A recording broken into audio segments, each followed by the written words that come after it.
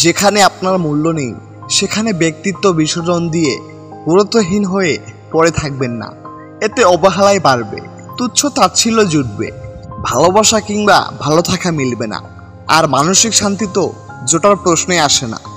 ভালোবাসা অমূল্য সম্পদ, এটা সবার ভাগ্যে জোটে না, কিন্তু যাদের ভাগ্যে নিঃস্বার্থ ভালোবাসা জোটে তারা আবার সেই অমূল্য সম্পদের মূল্যায়ন করতে পারে না।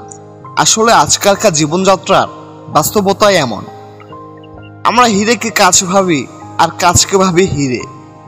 আমাদের চোখ আটকে যায় ঝাঁ চকচকে আলোর মেলায়, আমরা মেতে থাকি মুখোশের খেলায়।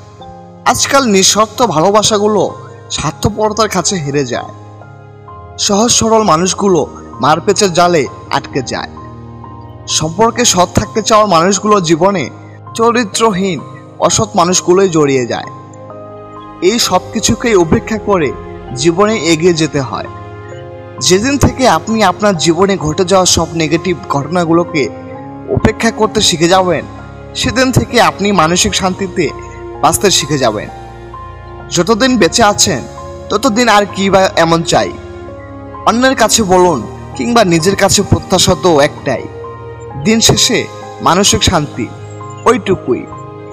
ওইটুকুই আমার, আপনার, আমাদের সকলের একমাত্র চাওয়া। আমাদের ভালো থাকার জন্য তাই মানসিক শান্তি যথেষ্ট।